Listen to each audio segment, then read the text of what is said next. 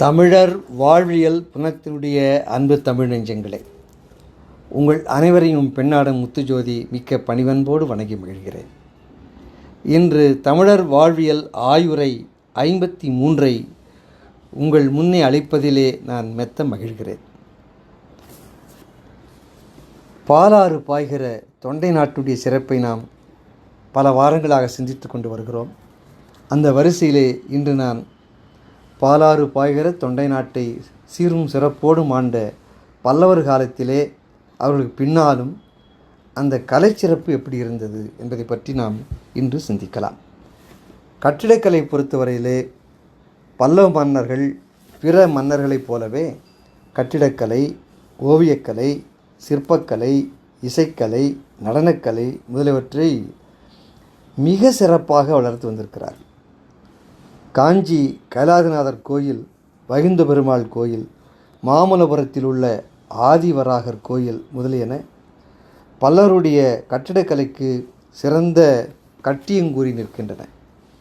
காஞ்சி கைலாசநாதர் கோயிலினுடைய முதல் திருச்சுற்றிலே ஏறத்தாழ 50 சிறு கோயில்கள் திருச்சுற்று சுவரோடு இணைந்துள்ள முறையில் அமைத்திருக்கிற காட்சி இருக்கிறதே கண்கொள்ளா காட்சி. மிக சிறந்த சிற்ப வேலைப்பாடு நிறைந்த ஒரு பகுதி. இதே போலத்தான் அதே கோயிலிலே கருவறை சுற்றிலும் பெரும் புரைகள் அமைத்திருத்தலும் படிப்படியாக குறைத்து மேல் நோக்கி செல்லும் விமான அமைப்பும் கட்டிடக்கலையினுடைய அறிவு நுட்பத்தை நன்கு விளக்குணவாக இருக்கிறது. வைகுந்த பெருமாள் கோயிலினுடைய 4 உட்சுவர்களின் அரிய வேலைப்பாடுகளும் அந்த கோயில் இருக்கக்கூடிய கருவினுடைய அமைப்பும் விமான அமைப்பும் சிங்க தூண்களில் அரிய வேலைப்பாடுகளும் இன்றைக்கெல்லாம் வியந்து பாராட்டலாம். அப்படி கண்ணை நிறைக்கிற காட்சிகள். கற்களை உடைத்து ஒன்றன் மேல் ஒன்றாக அடுக்கி சுவர்கள் எழுப்புவதும் செங்கல் சுண்ணாம்பு இவற்றை கொண்டு விமானம் அமைப்பதும் பல்லவர் காலத்தில்தான் தொடக்கமாகின. தொடக்க காலத்திலேயே அவர்கள் கட்டிடக்கலை சிறந்து காணப்பட்டது. சரி, முதல்ல துவங்குறமே, அப்போ தான் ஆரம்பமாக இருக்கும், அவ்வளோ சிறப்பாக இருக்குன்னு அப்படி இல்லை. துவங்குற காலமே மிக சிறப்பாக இருக்கும். அவ்வளோ சிறப்பாக இந்த கற்கோயில்களை கட்டியிருக்கிறார்கள். பல்லவர் காலத்துடைய கற்கோயில் கட்டடக்கலை என்பது இன்றெல்லாம் நாம் பார்த்து பார்த்து பிரமிக்கத்தக்கதாக இருக்கிறது. பல்லவர் காலத்து பாடல் பெற்ற கோயில்கள் எல்லாம் சோழர் காலத்தில் கற்கோயில்களாக மாறின. பல கோயில்கள் அதுபோல இன்றும் சிறந்து விளங்குகிற கோயில்களாக நிற்கின்றன. இவை அனைத்திலுமே சோழர் கட்டடக்கலையை நமக்கு நன்றாக உயிர்த்துணரக்கூடிய அமையிலே இருக்கின்றன. ஆக பல்லவரை தொடர்ந்து சோழர்களும் பிற்காலத்திலே இந்த கற்றளிகளை எழுப்பினார்கள். அதுவும் தொண்டை மண்டலத்திலே. இந்த தொண்டை மண்டலத்திலே சோழர்கள் செய்த அந்த கற்றளிகள் மிக சிறப்பானவை. இந்த குதிரைகளை கொண்ட பெரிய தூண்கள், வீரர்களால் ஓட்டப்பெறும் குதிரைகளை கொண்ட பெரிய கற்றூன்களை கொண்ட மண்டபங்கள், திருச்சுற்றுகள், யாளிகளை கொண்ட தூண்களை கொண்ட மண்டபங்கள் என்பனெல்லாம் பின்னாலே வந்த விஜயநகர வேந்தர்கள் காலத்தவை. இதுவும் தொண்டை மண்டலத்தை பற்றி தான் பேசி கொண்டிருக்கிறேன். இவை இக்கால கட்டடக்கலை சிறப்பை நன்கு உணர்த்துவதாக இருக்கின்றன. ஆக தொண்டை மண்டலத்திலே பல்லவர்கள் மட்டுமல்ல, பல்லவர்கள் அவர் கற்றலை முதலில் துவக்கியவர்கள். குடைவரை கோயிலில் ஆரம்பித்தார்கள். அவருடைய கற்சிலையை வடிக்கும் திறனை காட்டுவதற்கு அவருடைய குடைவரை கோயில்கள் சான்றாக இன்று வரை நிற்கின்றன. அதற்கு பின்னாலே தனித்தனி கற்களை வைத்து கோயில் கட்டுகிற கற்றளை முறை உருவாக்கினார்கள் நமது பல்லவர்கள். அதற்கு தான் எடுத்துக்காட்டாக கைலாசநாதர் கோயில், வைகுந்த பெருமாள் கோயிலான்னு சொன்னேன். அதற்கு பின்னால் சோழர்கள் இந்த தொண்டை மண்டலத்திலே மிக சிறப்பான கோயில்களை எடுத்தார்கள். அவர்களுக்கு பின்னாலே கவினூர் மண்டபங்களெல்லாம் சமைத்துள்ள விஜயநகர பேரரசு மன்னர்கள். ஓவியக்கலை என்று பார்க்கிற பொழுது பல்லவர்களுக்கு முற்பட்ட சங்க காலத்திலேயே தமிழர் ஓவியங்களை அமைத்து ஆடை நெய்தனர். கட்டச்சுவர்கள் மீது மக்கள் ஓவியங்களையும் பிற உயிர்களையும் குறித்த ஓவியங்களையும் தீட்டி வந்தனர். நடன மண்டபங்களிலும் கட்டில்களிலும் ஓவிய வேலைப்பாடுகள் கொண்ட திரை இருந்து வந்தது. வண்ணங்களை கொண்டு எழுதாத மேலோட்ட ஓவியம், ஸ்கெட்சு, அதாவது புனையா ஓவியம், இந்த செய்திகளெல்லாம் இலக்கியங்கள் சொல்கின்றன. இப்போ சங்க காலத்திலேயே அந்த ஓவியங்கள் வரைந்த ஆடைகளை நெய்வது, அதுக்கப்புறம் கட்டட சுவர்கள் மேலே ஓவியங்களை வரைவது, அதில் அந்த ஓவியங்களிலே மனிதர்கள் பிற உயிர்களை குறித்த ஓவியங்கள், நடன மண்டபங்கள், கட்டில்கள் மேலே ஓவிய வேலைப்பாடுகள் கொண்ட திரை, இப்படி பலவிதமான ஓவிய செய்திகளை நம்ம சங்க இலக்கியங்கள் தெரிவிக்கின்றன. சித்தன ஓவியம் இது இந்த பல்லவருடைய பங்களிப்பிலே மிக சிறப்பானது இந்த சித்தன ஓவியங்கள். இது சித்தன வாசல் ஒரு முறை எல்லோரும் சென்று பார்க்க வேண்டும். சிறிய இடம்தான், ஆனால் பெரிய ஓவியக்கலையை இங்கே தெரிவிக்கிற ஒரு நிலையை நாம் பார்க்கிறோம். சித்தன வாசல் என்பது புதுக்கோட்டைக்கு மேற்கே 10 மைல் தொலைவில் உள்ளது. அங்கு ஒரு குன்றின் மேலே குடைவரை கோயில் ஒன்று இருக்கிறது. அதை குடைவைத்தவன் தான் மகேந்திரவர்மன் என்று நான் முன்பே சொன்னேன். அதன் முன்மண்டபம் சிறிய தாழ்வாரத்தில் சதுர வடிவிலே அமைந்துள்ள உள்ளறையை கொண்டிருக்கிறது. முன்மண்டப தூண்கள் 2இல் அழகிய நடன மாதர் 2 பேர் நடனமாடுவது போல ஓவியங்களை புனைந்திருக்கிறார்கள். இம்மாந்தருடைய கூந்தல் அமைப்பு, ஆடை அமைப்பு, அணிவகைகள், நடனமாடும் நிலையில் கைகளை வைத்துள்ள முறை முதலியவைகளை ஓவியர் திறமை மிகு ஓவியங்களாக புனைந்திருக்கிறார். வலப்புற தூணினுடைய உட்பகுதியில் அரசன் அரசியர் தலைகள் ஓவியமாக தீட்டப்பட்டுள்ளன. மிக அற்புதமான தலை ஓவியங்கள் அவை. அரசனது தலையில் சிறந்த வேலைப்பாடு கொண்ட மணிகள் பதிக்கப்பெற்றதுமாகிய மகுடம் ஒன்று காட்சியளிக்கிறது. அவனுடைய கழுத்திலே மணிகள் பதித்த மாலைகள் காணப்படுகின்றன. காதுகளிலே குண்டலங்கள் தொங்குகின்றன. அரசியின் தலை மீது ஒரு வகை மகுடம் அணி செய்கிறது. அவள் காதுகளை வளையங்கள் அழகு செய்கின்றன. கூரையில் உள்ள ஓவியம் ஒரு தாமரை குளத்தை குறிக்கிறது. பசிய தாமரை இலைகளும் தாமரை மலர்களும் மலராத பேரு அரும்புகளும் குளத்தை அழகு செய்கின்றன. சீவன் முத்தர்களாகிய சமண பெரியோர்கள் அங்கு காட்சியளிக்கிறார்கள். இங்கே தான் என்னென்னா, வரலாறு சமண பெரியோர் என்று சொல்லுகிறது, ஆனால் சமணர்கள் இல்லை. ஏன்னா கூட நாங்கள் போன வாரம் சென்று பார்த்தோம் அந்த சித்தன்ன வாசலை. சமணர்களாக இருந்தால் தலையை மழுக்க மயிர்களை பிடுங்கி சாலேகனம் என்று சொல்வார்களே, பிடுங்கி மழுங்க வைத்திருப்பார்கள். சமணர்களுக்கு தலையிலே முடி இருக்காது. ஆனால் சித்தன்ன வாசல் ஓவியங்களிலே அங்கே வருகிற சமண முனிவர் என்று குறிக்கப்படுபவர்கள் தலையிலே சடாமுடி இருக்கிறது. ஆகியவர்கள் எல்லாம் ஆசிவக முனிவர்கள் என்று தான் ஆய்வாளர்கள் உறுதியெடுக்கிறார்கள். கண்ணையும் கருத்தையும் ஒருவழிப்படுத்தும் இவ்வோவியங்கள் இன்று கிட்டத்தட்ட 1300 ஆண்டுகளுக்கு முற்பட்டதாக ஆய்வுகள் தெரிவிக்கின்றன. ஆனாலும் இன்று வரையிலும் அது ஒரு உயிர் ஓவியங்களாக நம் கண்முனி என்று நமக்கு வேப்பி கொடுக்கின்றன. அந்த வண்ணம்லாம் அப்படியே இருக்குது. அந்த நீலம், சிவப்பு, பச்சை, இப்போ என்ன வண்ணத்தை போட்டிருப்பாங்க பாருங்கள். அந்த சித்தன்ன வாசலுடைய ஓவியங்களை பற்றி சிந்திக்கிற பொழுது சொல்லுவார்கள், இது எண்ணெய், உமி, சுண்ணாம்பு, பனஞ்சாறு இவை போல் பல பொருட்களை சேர்த்து அரைத்து ஒரு குழம்பு ஒன்று செய்வார்கள். எந்த பாறை மேலே ஓவியம் வரையணுமோ, ஏன்னா பாறையுடைய மேற்பரப்பு சொர சொரன்னு இருக்கும். ஒரு தூர்கை வழ என்று வழுக்கி கொண்டு செல்ல முடியாது. அதனால் ஒரு குழம்பை மேல் தயார் செய்கிறார்கள். சுண்ணாம்பு, அதுக்கப்புறம் பனஞ்சாறு, இப்படி பல பொருட்களை சேர்த்து உமி, எரித்த உமி, எரிக்காத உமி, இப்படிலாம் பல பொருட்களை சேர்த்து அரைத்து அதை குழம்பாக்கி அதை பாறையின் மேல் தடவுவார்கள். அப்போ பாறை மேலே வழன்னு ஒரு பூசியாச்சு. அதுக்கப்புறம் என்ன செய்வாங்கன்னா, பசு மஞ்சள் இருக்குது பாருங்கள், அதால் தான் வரைய வேண்டிய படத்தினுடைய ஒரு ஸ்கெட்சை ஒரு மேலோட்டமான ஒரு வரைகோடாக வரைவார்கள். மஞ்சள் போட்டு மஞ்சள் கிழங்கால் வரைகிற பொழுது ஏற்கனவே சுண்ணாம்பு அங்கே இருப்பதாலே அந்த கோடுகள் செக்கச்செயல் என்று தெரியும். ரஃப் ஸ்கெட்சுன்னு சொல்கிறோம் பாருங்க, அதுக்கு வரையா ஓவியம், புனையா ஓவியம் என்று 2 பெயர் வைத்திருக்காங்க. புனையா ஓவியம். அதற்கு பின்னாலே பலவிதமான மூலிகைகளை வைத்து சிகப்பு, பச்சை, மஞ்சள், நீலம் போன்ற வண்ணங்களை மூலிகை குழம்பிலிருந்து ஆயத்தம் செய்திருக்கிறார்கள். அதை வைத்து வண்ணங்கள் தீட்டியிருக்கிறார்கள். சரி, அதோட முடிஞ்சுதான்னா காஞ்சினதுக்கப்புறம் நல்லா காயவிட மாட்டாங்க. கைப்பட்டால் ஓவியம் கலையாத அளவிற்கு காய்ந்த பின்னாலே கூழாங்கற்களை வைத்து இந்த மாதிரி நன்றாக தேய் என்று தேய்ப்பார்கள். ஆனால் தான் இந்த பாலிஷ் ஷைனிங் கிடைக்குது பாருங்கள், வண்ணம். இப்போ லேமினேட் பண்ணுறாங்க பாருங்க, இன்றைக்கி ஒரு ஓவியத்து மேலே லேமினேட் பண்ணிட்டா அது லேமினேஷன் என்பது அந்த ஓவியத்தை மறைக்காது, ஆனால் ஒரு வழவழுப்பு தன்மையை கொடுத்து ஒரு மேலே ஒரு பூச்சி மாதிரி இருக்கும். அதுபோல் கூழாங்கலை வைத்து தேய்க்க அதற்கு மேல் ஒரு வனவனப்பையும் வழவழப்பையும் கொடுத்து ஒரு பளபளப்பையும் கொடுக்கும். இவ்வளவு ப்ராசஸ் நடந்திருக்குங்க ஒரு ஓவியம் வரைகிறது. அவ்வளவும் சித்தன்ன வாசலிலே பின்பற்றியதாக அதை ஆய்ந்தவர்கள் சொல்கிறார்கள், ஓவியத்தாகவும் சொல்கிறார்கள். நீங்கள் சித்தன்ன வாசல் ஒரு முறை நமது நண்பர்கள் சென்று கண்டிப்பாக பார்க்க வேண்டும். சிற்பக்கலை என்று எடுத்துக்கொண்டால் சங்க காலத்தில் செங்கல், சுதை, மண் இவற்றை கொண்டுதான் உருவங்கள் அமைக்கப்பட்டதாக நமக்கு செய்திகள் கிடைக்கின்றன. கல்லை பல வேலைகளுக்கும் பயன்படுத்தும் முறையை கண்டுபிடித்தவர்கள் பல்லவர்கள் என்று சொல்லலாம். கல்லை கொண்டே பல உருவங்கள் அமைக்கப்பட்டன. மாமல்லபுரத்து ஆதிவராகர் கோயிலுடைய எதிர்ச்சுவர்களிலே மகேந்திரனுடைய உருவச்சிலையும் அவன் தந்தையாக சிம்மவிஷ்ணுடைய உருவச்சிலையும் அமைத்திருக்கிறார்கள். சிம்மவிஷ்ணு ஒரு முக்காலியில் மீது அமர்ந்திருக்கிறான். அவன் தலை மீது ஒரு வகை மகுடம் இருக்கிறது. அவன் அருகில் அவனுடைய தேவியர் இருவரும் நிற்கிறார்கள்.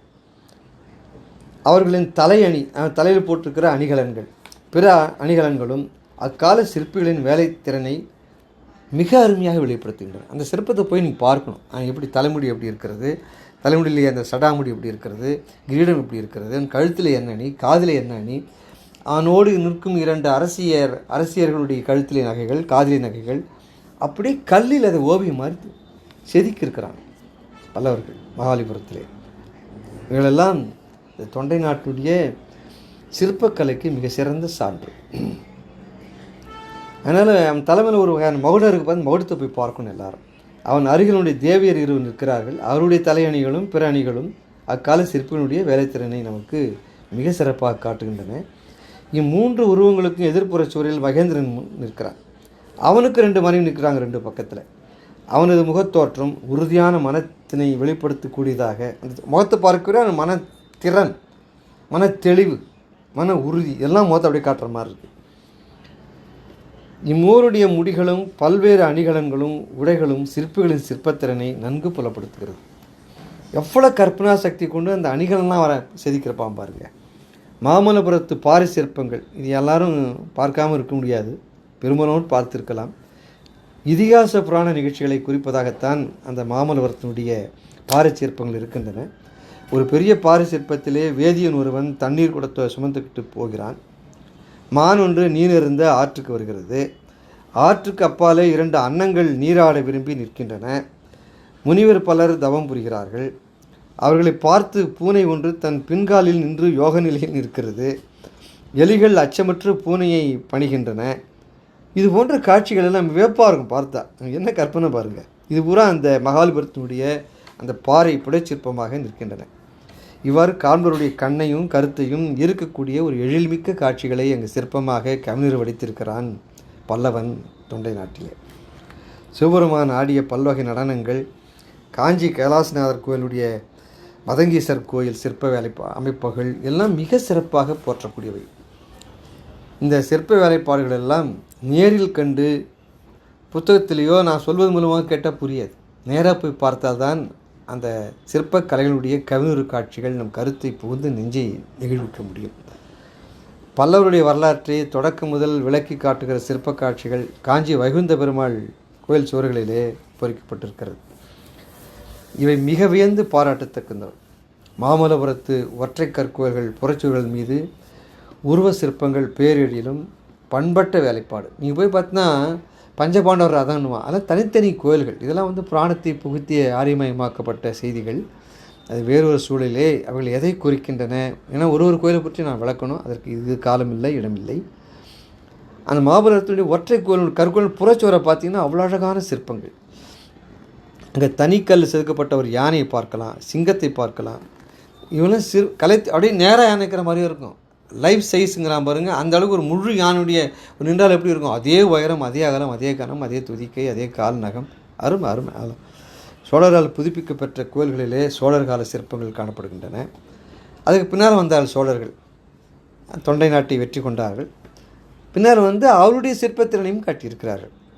அவர்கள் புதுப்பித்த கோயில்களில் சோழர் கால சிற்பங்கள் காணப்படுகின்றன. 6 அடிக்கும் மேற்பட்ட உயரமுடைய வாயிற்காலர், இதெல்லாம் சோழருடைய பங்களிப்பு எப்படி தெரிஞ்சுக்கலாம்னா, அவருடைய துவாரபாலர்கள்னு மூலத்தாந்து 2 பக்கம் 2 மனிதர்கள் நிற்பது போல் இருக்கும். அது துவாரபாலகர் என்று பெயர். அவங்கள 6 அடிக்கு மேலே இருப்பாங்க, வாயிற்காலர்னு சொல்லுவாங்க. வாயிற்கால உருவச்சிலைகள் 6 அடிக்கு மேலே இருக்கும், 4 கை இருக்கும் அவங்களுக்கெல்லாம். சோழர் காலத்தை தான் இவைகளெல்லாம் சோழர் காலத்தை இன்று காட்டுகிற அடையாளங்கள். சர்க்கரை பொட்டலம் போன்ற அமைப்புடைய குல்லாய், இந்த சர்க்கரை பொட்டலம் எப்படிங்க இருக்கும், அதுபோல் ஒரு குல்லாய் அமைப்பு இருக்குன்னு வச்சிங்களேன். அதெல்லாம் விஜயநகர பேரரசு காலம்னு அர்த்தம். சர்க்கரை பொட்டலம் போன்ற அமைப்புடைய குல்லாய் அணிஞ்ச இந்த உருவ சிலைகள் அதெல்லாம் விஜயநகர பேரரசுடைய காலத்தை காட்டுபவை. இதுபோல் பாண்டியர், சோழர், பல்லவர், விஜயநகர பேரரசர் அத்தனை பேருடைய அந்த சிற்ப கொடையும் தாங்கி நிற்பது தான் தொண்டை மண்டல கோயில்கள். அதுபோல் இசைக்கலைன்னு எடுத்துக்கிட்டோம்னா, இசை என்பதே மனிதனை இசை வைக்கிறது தான் இசை. அதில் மன்னர்களே இசையில் மிக வல்லமையுடையவர்களாக இருந்திருக்கிறார்கள். சங்க காலத்திலே தமிழ் இசையை பற்றி மிக அறிந்திருந்திருக்கிறார்கள். நாம் பின்னாலே தனிய வேண்டுமானாலும் பார்க்கலாம். சங்ககால தமிழர் இசை பயிற்சியிலே மிகுந்த பயிற்சி உடையவர்கள். அதனால்தான் இசைத்தமிழ் முத்தமிழ் என்று சொல்கிற பொழுது இசை நாடகம் தமிழையும் 3ஆக பிரிக்கிற பொழுது இசைக்கென்று ஒரு தனிய தமிழுடைய பகுதியை உருவாக்கியிருக்கிறார்கள். இசைத்தமிழ்ங்கிற ஒரு பகுதியை தனியாக அமைத்திருக்கிறார்கள். பிறப்பு முதல் இறப்பு வரையில் இசை பாடல்களையே அவர்கள் பாடி மகிழ்ந்தார்கள் தமிழர்கள். பிறக்கிறப்பும் பாட்டு தான், இறக்கிறப்பு பாட்டு தான். பிறக்கிறப்ப பண்ணால் தாலாட்டு, இறக்கிறப்பாடினா ஒப்பாரி. பல்லவர்கள் இசையின் சிறப்பை நன்கு உணர்ந்தவர்கள். மகேந்திரவர்மன் இசைக்கலையிலே பெரும் புலவன் என்பதை மாமுண்டூர் கல்வெட்டு சொல்கிறது. பாருங்க, ஒரு மன்னவன் இசைக்கலையில் அவ்வளோ சிறப்புடையவனாக இருந்திருக்கான். அதை மாமுண்டூர் கல்வெட்டு உறுதி செய்கிறது. அதை விட சிறப்பு குடுமியான்மலை கல்வெட்டு. இப்போ தான் போன வாரம் தான் சென்று பார்த்தோம். இந்த குடுமியான்மலை கல்வெட்டு இசைக்கல்வெட்டு என்பது அது சமஸ்கிருதத்திலே வடமொழியிலே பாலி மொழியிலே இருந்தாலும் கூட அது மிக சிறந்த தமிழ், அந்த தமிழ் என்று சொல்கிறேன் சமஸ்கிருதத்தில் இருந்தாலும் கூட கர்நாடக இசை பழந்தமிழ் இசையை தான் கர்நாடக இசை என்று பின்னாலே மாற்றினார்கள். அந்த இசை பற்றி 7 சுரங்கள் பற்றி செய்தியை அந்த மிக பெரிய கல்வெட்டு, அமாந்து பார்க்க வேண்டிய சோற்றில் இருக்கக்கூடிய அவ்வளோ பெரிய கல்வெட்டு, அதை சென்ற வாரம் சென்று பார்த்தோம். அந்த இசை கல்வெட்டை மகேந்திர பல்லவன் தான் அங்கே உருவாக்கினான் குடுமியான்மலையிலே. அங்கே இருக்கிற சிவபெருமானை வீணை வாசிப்பது போல் தான் இருக்கும். அப்போ பாருங்கள் எவ்வளோ பெரிய இசையிலே தொடர்புடையவர்களாக இருந்திருக்கிறாள் பாருங்கள். ஆக அந்த குடுமியான்மலை இசை கல்வெட்டும் பல்லவர்களுடைய இசை தொண்டிற்கு ஒரு சான்றாக நிற்கிறது. பல்லவர் காலத்தில் தான் தமிழ் யாழோடு வீணையும் வழக்கிற்கு வந்தது. அப்போ யாழ் மட்டுமே தமிழுக்கு இருந்த அந்த இசைக்கருவி வீணையாக மாறிய காலமும் இந்த பல்லவர் காலம்தான். ராஜசிம்மன் இசைக்கலையில் வல்லவனாக இருந்தான். கைலாசநாதர் கோயிலை கட்டி ராஜசிம்மன் இசைக்கலையில் மிக வல்லவனாக இருந்தான். வாத்திய வித்யாதரன் அவனுடைய விருது பெயரை கல்வெட்டுகள் குறிக்கின்றன. இப்போ வாத்தியத்திலே பல வாத்தியங்களை வாசிக்கக்கூடிய ஒரு பேராற்றலை பெற்றிருக்கான். அவன் தான் வாத்திய வித்யாதரன். அதுபோல் ஆதோத்திய தும்புரு ஈணாநாதன் அந்த விருது பெயர்களும் அவனுக்கு இருந்திருக்கின்றன. அப்போ பாருங்கள், அப்போ வாத்திய வித்யாதரன், ஆதோத்திய தும்புரு என்பது ஒரு வாத்தியம், வீணா நாரதன், இந்த விருது பெயர்களெல்லாம் அந்த மன்னனுக்கு கொடுத்துருக்கிறார் ராஜசிம்மனுக்கு. அப்போ எவ்வளோ பெரிய இசை வல்லுவனாகவும் இருந்திருக்க வேண்டும். அவன் எடுப்பித்த கைலாசநாதர் கோயில் பல வகை இசைக்கருவிகளையும் இசை வாணர்களையும் சிற்புருவிலே காட்டியிருக்கிறான். இப்போ கைலாசநாதர் கோயில் செல்கிறவர்கள் அவனுடைய இசை புலமையை புரிந்து கொள்ள வேண்டும் அவன் வரைந்திருக்கிற சிற்பங்கள் மூலமாக. பல்லவர் காலத்தில் பாடப்பெற்ற நாயன்மார்கள் திருப்பதிகங்கள் தமிழ் பண்களை கொண்டவை. இப்போ நால்வர் பாடலாம் எடுத்துட்டிங்கன்னா இதெல்லாம் நாயன்மார்கள் காலம்தான் பல்லவர் காலம். அது தொண்டை நாட்டுடைய சிறப்பு. அதில் ஒரு பாடலுக்கும் என்ன பண்ணென்று அதில் குறித்திருப்பார்.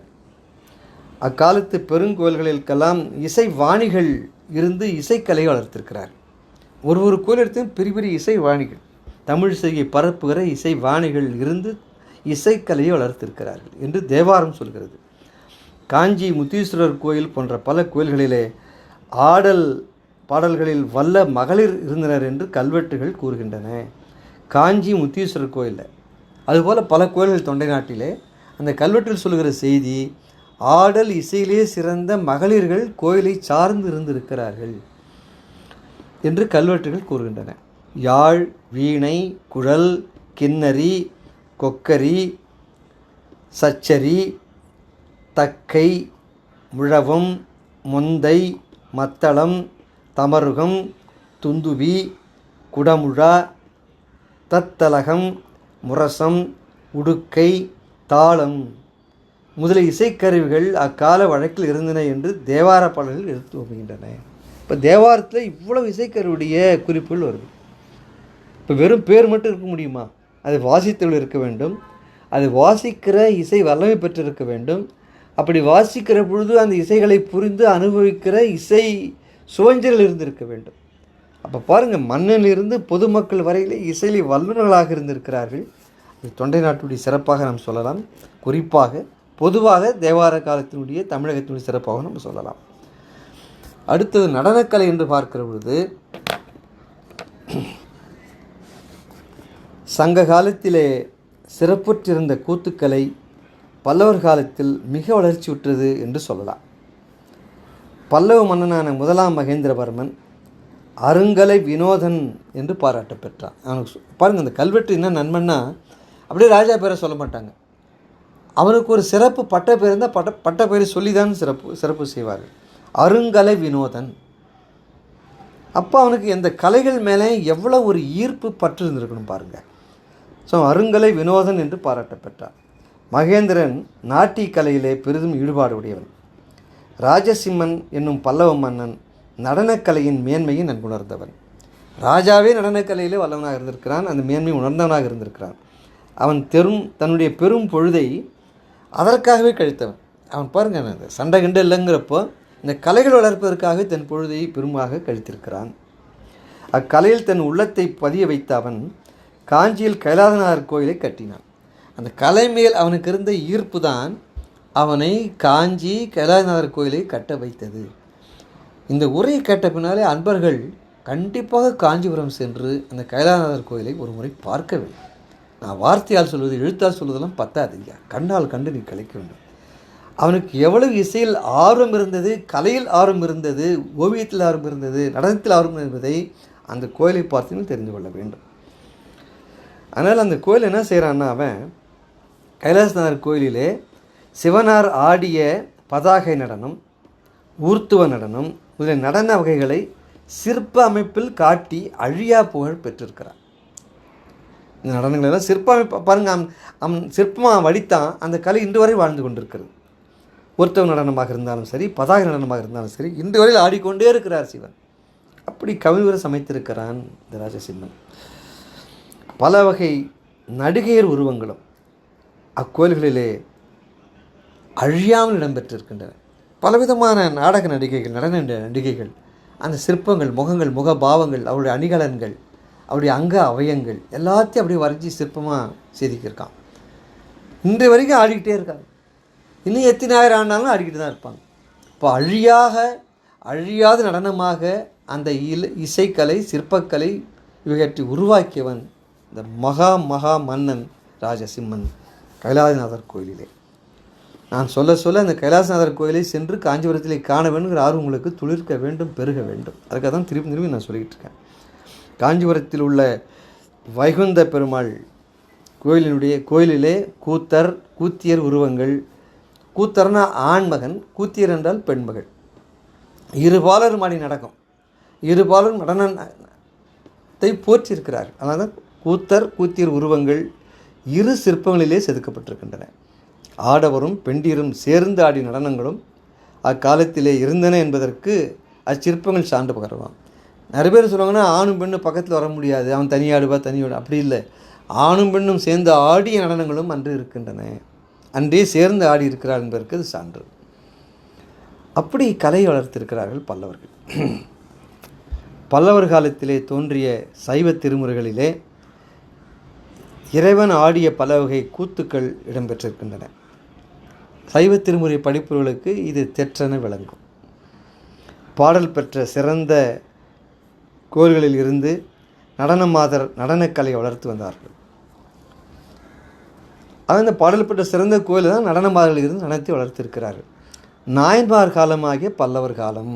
நான் ஏன் சொல்கிறேன்னா, பல்லவர் காலம் என்றாலே நாயன்மார்கள் காலம்தான். பெரும்பாலான நாயன்மார்கள் தோன்றி வளர்ந்து சிறந்தது இந்த பல்லவர் காலத்தில் தான். தொண்டை நாட்டில் பெரும்பாலும் நாயன்மார்கள் காலமாகிய பல்லவர் காலத்தில் தில்லைப்பெருமான் நடராசன் என்று நாயன்மாரால் பாராட்ட பெற்றான். நடராசன் பாராட்ட பெறான் நாயன்மார்களுடைய காலத்தில். நான் தான் நாயன்மார் காலம் என்று சொல்கிறேன் பல்லவர் காலத்தை. தில்லை பெருமானுடைய திருக்கூத்தினை புகழ்ந்து நாயன்மார்கள் பல பாக்களை பாடியுள்ளார்கள். இந்த 12 திருமுறை படிப்பவர்களுக்கு இது மிக தெளிவாக தெரியும். பல்லவர் காலத்தில் கோயிலில் நடனமாடிய பெண்களுக்கு கணிகையர், மாணிக்கத்தார் என்ற பெயர்களை வழங்கியிருக்கிறார்கள். அது காஞ்சி முத்தீஸ்வரர் கோயில் இருக்கிற மட்டும் 42 பேர் இருந்து இசை கூத்துக்களை வளர்த்தனர் என்று கல்வெட்டு சொல்கிறது. எந்த கோயிலுங்க? காஞ்சி முத்தீஸ்வரருடைய கோயிலிலே இந்த செய்தி வருகிறது. எத்தனை பேருங்க? 42 பேர் கணிகையர் அல்லது மாணிக்கத்தார் என்கிற பெயராலே என்ன செய்தார்கள்? இசை கூத்துகளை வளர்த்தார்கள் என்று இந்த கல்வெட்டு சொல்கிறது. சோழர் காலத்திலே சைவ வைணவ சமயங்கள் மிகுந்த அளவில் வளர்ச்சி பெற தொடங்கின. ஆதலால் பெரும்பாலான கோயில்களிலே நடன மாதர் இடம்பெற்றனர். நடனக்கலை நாளொரு மேனியும் பொழுதொரு வண்ணமுமாக வளர்ச்சி பெற்றது. இவ்வளர்ச்சி விஜயநகர வேந்தர் ஆட்சி காலத்தில் முடிய இருந்தது. விஜயநகருடைய ஆட்சி காலத்திலேயும் நடனங்கள் இருந்தன, இசை இருந்தது, போயிருந்தது. என்னென்ன ஒரு சிறு குறிப்புங்க, அவர்களெல்லாம் ஒரு தேவருடைய தொண்டராக, தேவர் அடியாராக கருதப்பட்ட காலம்தான் பல்லவர் காலம். அதற்கு பின்னால் வந்த பிற்கால சோழர் காலம். என்னாச்சுன்னா பின்னால் போக போக அவர்கள் இசையும் நடனத்தையும் கலைகளையும் வளர்க்கிற, இறைவனுக்கு தொண்டு செய்கிற, கோயிலிலேயே உரைகிற, வெளி மக்களோடு தொடர்பில்லாத, இறைவனையே கடனாக ஏற்றுக்கொண்ட, இறைக்காக தன்னை அர்ப்பணித்த ஒரு குலம் தேவர் அடியார்கள். இதை ஒரு கொச்சைப்படுத்தி ஒரு பெண் புணர்ச்சி, ஆண் பெண் பால் உணர்வோடு பார்க்கிற ஒரு பார்வை பிற்காலத்திலே வந்தது. இந்த சோழர்களுக்கு பின்னாலே விஜயநகர பேரரசு காலத்திலே, நாயக்கர் காலத்திலே இவர்களெல்லாம் தேவர் அடியார்கள் என்பது தேவதாசிகள் என்கிற பெயரோடு பின்னாலே சீரழிக்கப்பட்டது. அதையும் நாம் வரலாற்றிலே பார்க்குறோம். ஏன்னா ராஜராஜ சோழன் காலத்திலாம் தளி மகளிர்னு பேர் அவங்களுக்கு. தளினா கோயில், கோயிலுடைய பெண்கள். அவர்கள் வேறு எதற்கும் பயன்படுத்தப்படக்கூடாது என்று அவர்களுக்கு சிறந்த காணிக்கைகள், அவர்களுக்கு நில வருமானங்கள், நிலங்களை அர்ப்பணித்து அவர் கோயில்களுக்கு அவர்கள் தொண்டுகள் செய்திருக்கிறார்கள். ஈசனுக்கு, சூரமா நடன கூத்தனுக்கு தொண்டுகள் செய்கிறார்கள், பல நிபந்தனைகள் ஏற்றுகிறார்கள். அந்த அளவுக்கு அவர்களுக்கு பண வசதிகளெல்லாம் செய்து கொடுத்து, சொத்துக்களை கொடுத்து, பலருடைய தன் உடலை விற்று பணம் சம்பாதிக்கிற நிலையிலே அவர்கள் இல்லை. பல கல்வெட்டு, ராஜாசுடைய கல்வெட்டு இது தெரிவிக்கிறது.